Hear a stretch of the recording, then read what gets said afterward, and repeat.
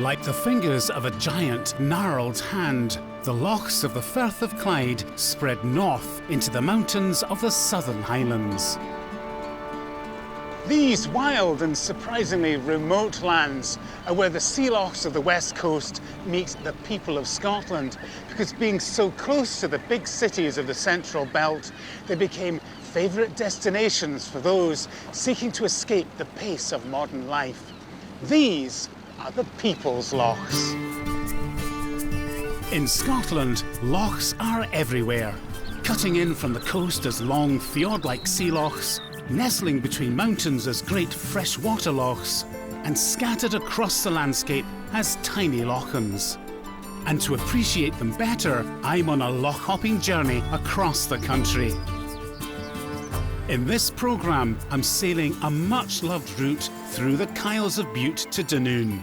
From there, I'll get nostalgic about nuclear submarines in a hallowed loch before navigating the famous ship loch to discover how a mountain became a setting for the high aspirations of working people. For this grand tour, I'm heading to the Lochs of the Clyde.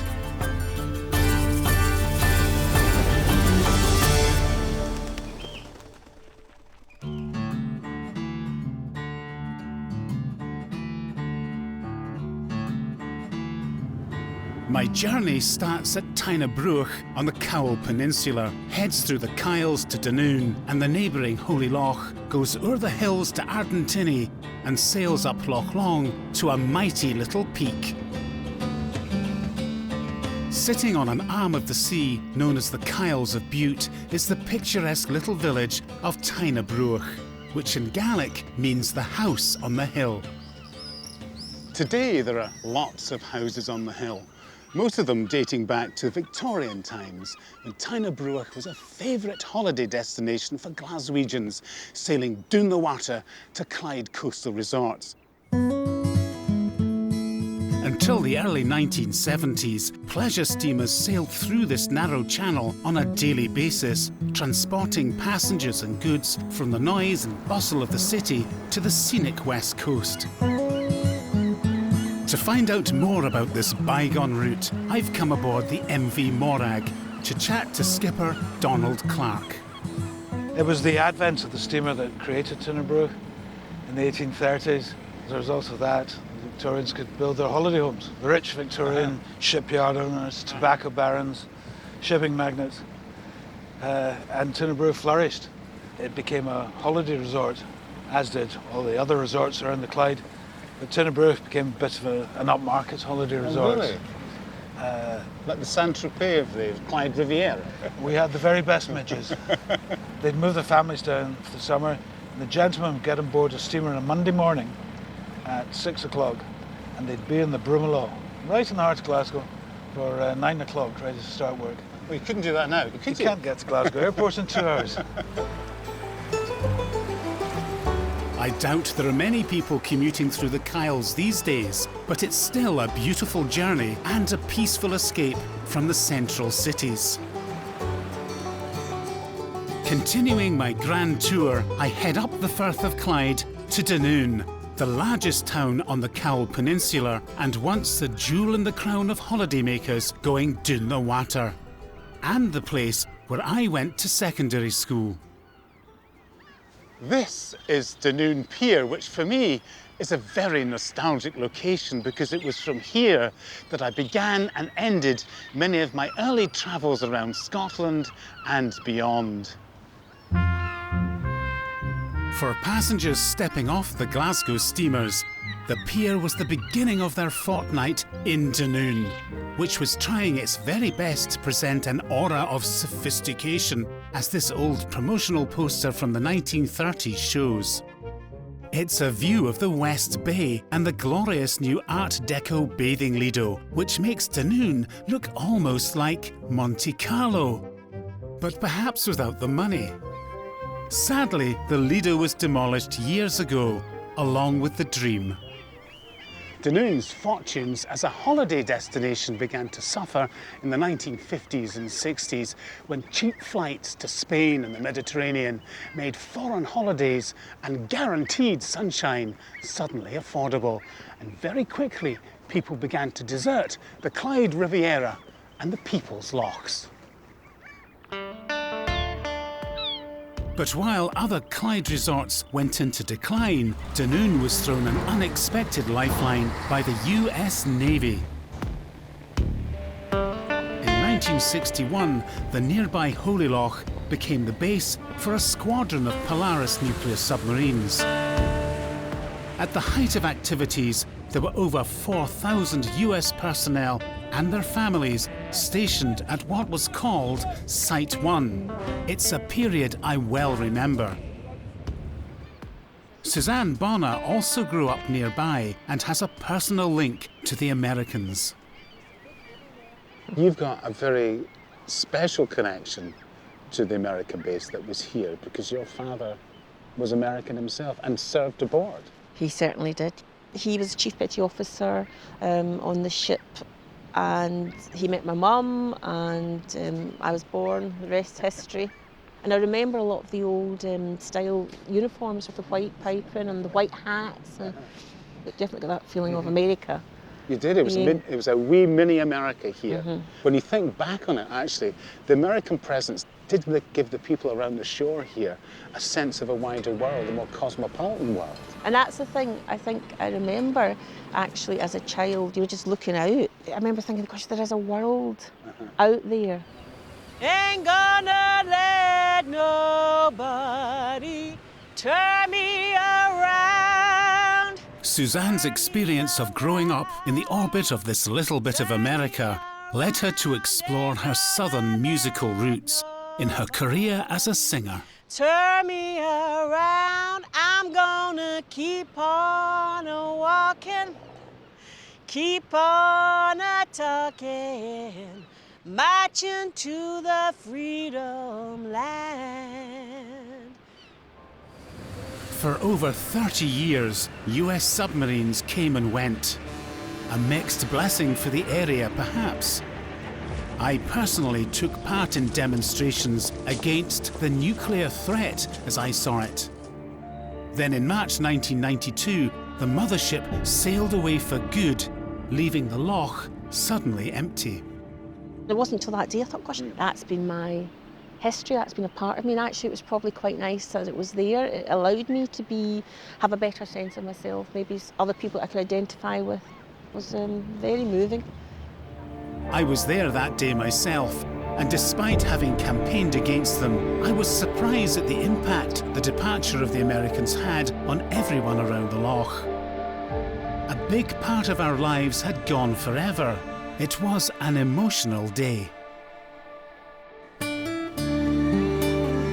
Long before the US submarines made the Loch a little less than holy, these sheltered waters were a haven of peace. 1400 years ago, the Celtic St. Munn established a religious community on the shores of the Holy Loch, at a place known today as Kilmun. This is the holy ground beside the Holy Loch, which for generations has been a burial place for the great and the good, the poor and the wicked. From the 1400s, the chiefs of Clan Campbell, earls and then dukes, were traditionally buried here. Hoping that the Almighty might look kindly on them in the afterlife, the Campbells invested heavily in the church with endowments and a mausoleum at Kilmun. Oh, wow. Now this is where the chiefs of Clan Campbell buried their dead for generations. And here they are, all lined up in expectation of a life hereafter. I wonder if any of them will make it.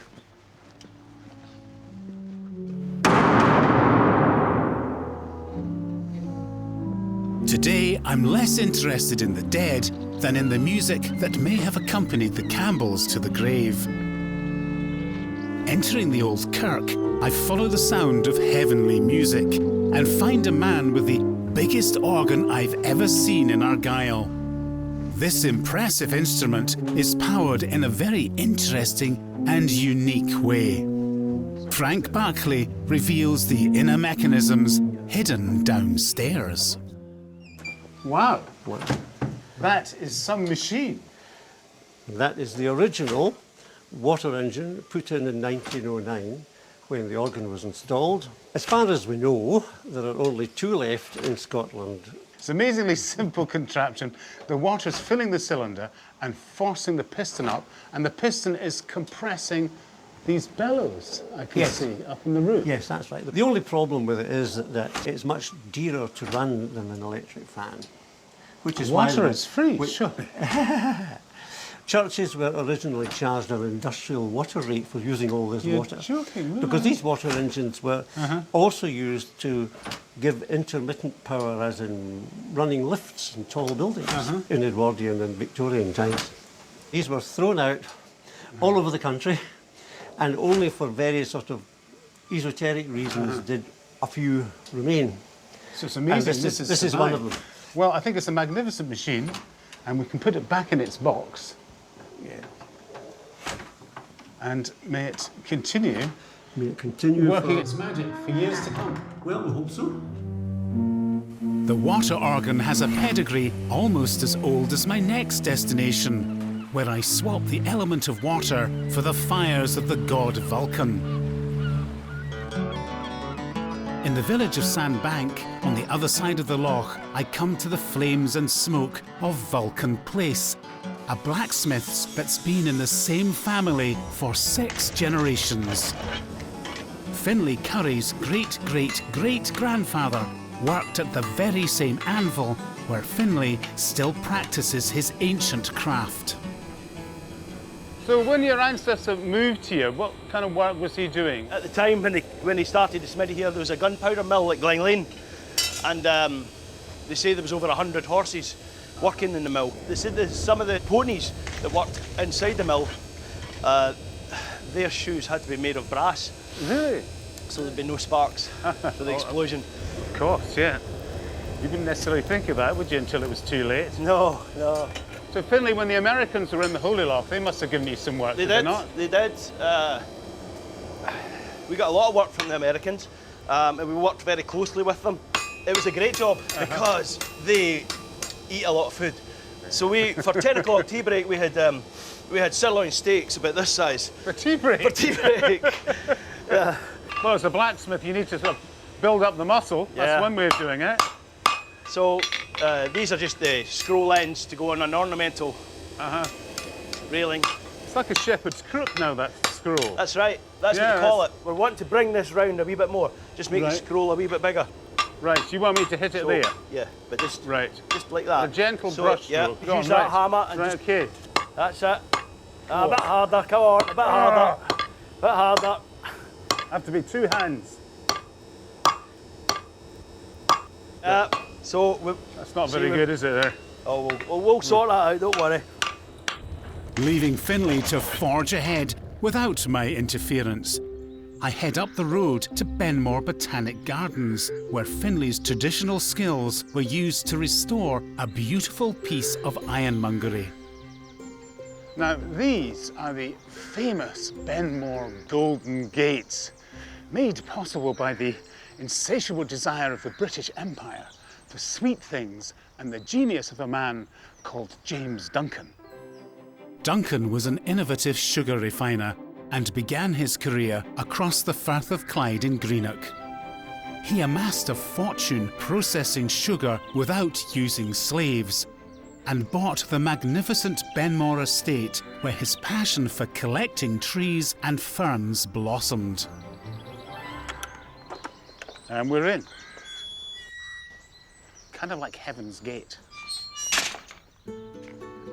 But his most outstanding collection were his paintings and sculptures, and he built a gigantic gallery beside Benmore House to contain them.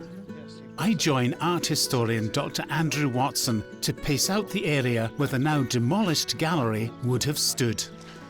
Now, Andrew, we've got a very handy tape measure here. Yeah, sure. So You're saying it was what, 40? About 48 metres, 160 metres. feet. Right. Well, I'll hold one end. Okay, I'll take this, yeah. Okay. Off we go. Yes. Did it have a lot of paintings to house in this gallery, did it? They numbered over 300 when it was fully furnished. That's us at 26. Really? Yeah. It's Still got colossal. quite a bit to go. Yeah. It's only when you really see it paced out like this, you get a real sense of how huge it was. Absolutely enormous. That's us at 40 metres there. 40 metres, another 8. He's quite an innovative collector. Very much so, very broad-ranging, and he wanted his collection to be representative of all the major schools in the 19th century. And here we are, the full extent of Benmore Picture Gallery. That is amazing. That's It's absolutely amazing, astonishing, Andrew. isn't it? He must have had some pretty big paintings. Well, in 1875, we know he bought a painting by an Austrian artist called Hans Mackart, and that is 8 metres long. That's almost the length of a double-decker bus. It's amazing to think that world-class paintings were actually housed in a building here in Yes. Benmore Gardens. Yes, a truly international Not collection. far from Dunoon. Exactly, yes. Tragically, the sugar market collapsed in the same year that Duncan finally completed his collection. Facing bankruptcy, he was forced to sell off the estate and the contents of his cherished gallery. His whole vision was to leave this whole place to the nation, including the picture gallery. So we're all the poorer, really. We certainly are, we certainly are. I mean, this collection, had it stayed intact, would have been as important as any of the major ones you can think of, like the Burrell or the Tate. It was truly a world-class collection. It's sad that Duncan's philanthropic dream was snatched from him, but it's fitting that the garden is now open to the public. Continuing my journey, I head up Loch to Glenbranter, a place once associated with the world's first truly international superstar, Harry Lauder. Famous, among other numbers, for Stop Your Tickling Jock and Roaming in the Gloaming.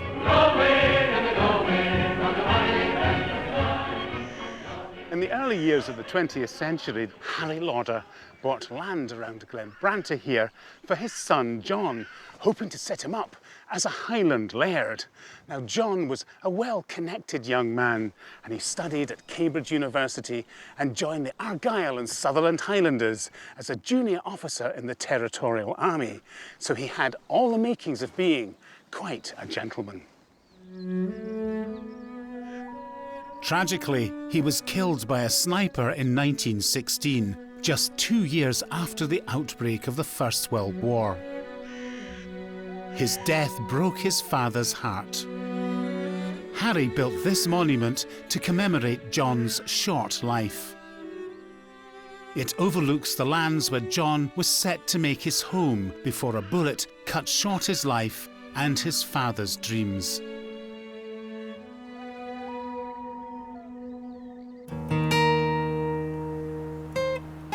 Crossing the hills from Loch, I take a road known locally as the Larach.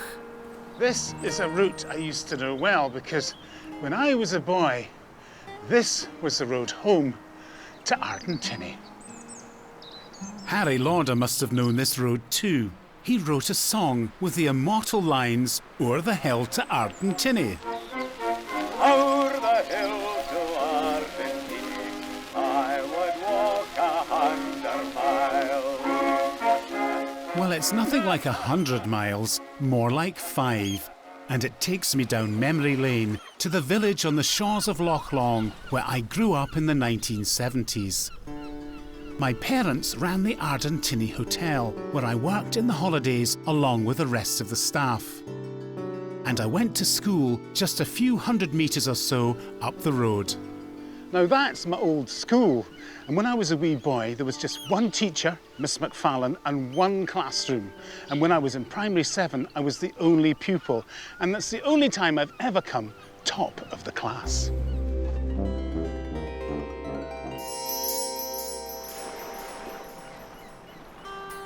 The old pier below the school once served a ferry which crossed the loch in former times.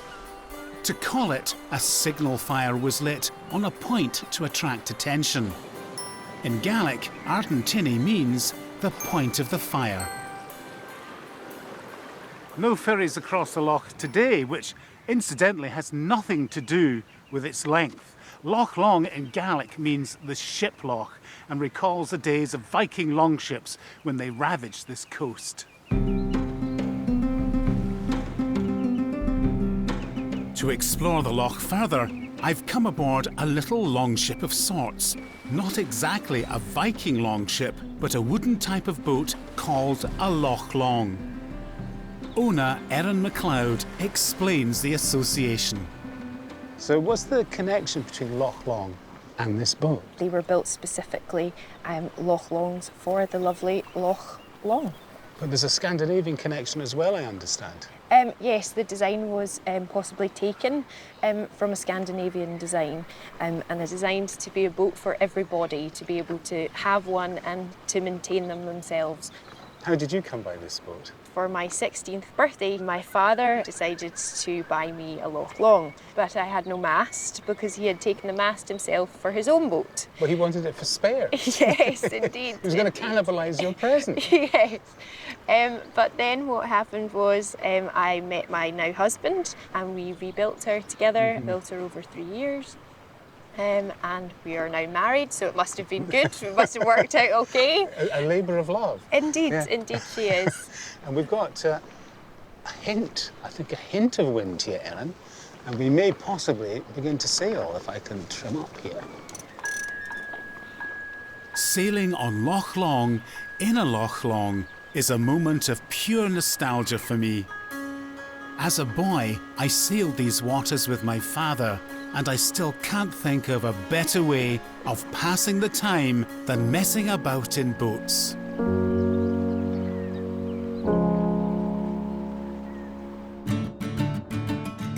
My grand tour now sails grandly up Loch Long, past its junction with Loch Goil and on to Aracha, surrounded by high mountains known somewhat dramatically as the Aracha Alps. For most people in industrial Scotland, these rugged little hills were the closest they would ever get to real alpine adventure. But readily accessible to the cities of the Central Belt, they were small enough to be climbed in a day, yet challenging enough to get the adrenaline pumping. And for those with a desire for adventure, the hill that drew their eye was the rocky summit of Ben Arthur, known affectionately as the Cobbler. Joining me on the path up the hill is mountaineering historian Ken Crockett. Who were the climbers who were coming up here in the 1920s and 30s, Ken? They were, for the most part, working class, and those that had a job were working in the shipyards and the engineering sheds. Those that had a job, that is. Many were unemployed because conditions were hard at this time. Were they trying to escape, do you think? Well, that was one large area of it. The cities were pretty grimy and horrible. Housing was very short. If you had a house, it might only have one room. It was an escape, definitely an escape from the cities. But the other side to it was the politics, because politics in Britain were very hot at that time. Socialism was very much on the rise, and many of these guys were socialists. Right, so there's a political dimension to this as well. There's a strong political dimension, which in some ways became stronger. At about the halfway point along the path, we come across several gigantic rocks known as the Narnane Boulders. Ken, it's really significant, this boulder, isn't it? It is in Scottish mountaineering history, yeah. Because 1925, a group of young climbers, most of them from Glasgow, some from Edinburgh, spent their first meet here of the new club they'd formed, the JMCS, the Junior Mountaineering Club of Scotland. And after the First World War, not much was being done, if anything. People were demoralised, tired, exhausted. Climbing was just the same. So they were injecting new blood and enthusiasm into the sport. Very much so. From then on, mountaineering started accelerating, greater numbers and expertise and so on in Scotland. I think we should bash on. I think we should. The weather's still keeping up, so let's go for it, shall we? Okie doke. follow you.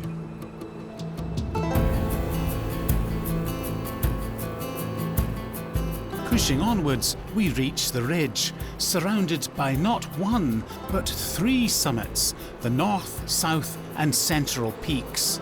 The north and south offer some challenging climbing routes, but we're heading to the highest one, the central peak. Ken, we've scrabbled over these boulders, Yeah. and this is the summit. This is the true summit. This big block is part of the true summit. The true summit, of course, is the top of this block. Right. And we're almost at the summit. And to access it, you have to go through what I think is called Argyll's eyeglass. Is that right? Yes, and the story goes, those who are a prospective chief of the Clan Campbell have to crawl through this, make the exposed traverse across behind it, and stand on the actual summit. Right. Now, fortunately, I'm not a Campbell, Uh-huh. and I've done it anyway, so I guess I'm exempt. Okay. Good luck. I'm going to go and find an easier summit. This is the awkward bit. Ken makes it through the eyeglass, but stops to take a rest on the exposed ledge leading to the true summit. It looks an airy perch. I'm coming up to a much easier summit to admire the view, which is, as ever, absolutely glorious. You can see all the way down the Ship Loch, Loch Long, to the Firth of Clyde and the Kyles of Bute in the beginning of my journey. And I can't think of a better place to end my grand tour of the People's Lochs than here on top of the cobbler. Hi, Ken. Hi, Paul. My next grand tour takes me from the Loch of the Lows through Edinburgh's Lost Lochs to the ancient kingdom of Fife.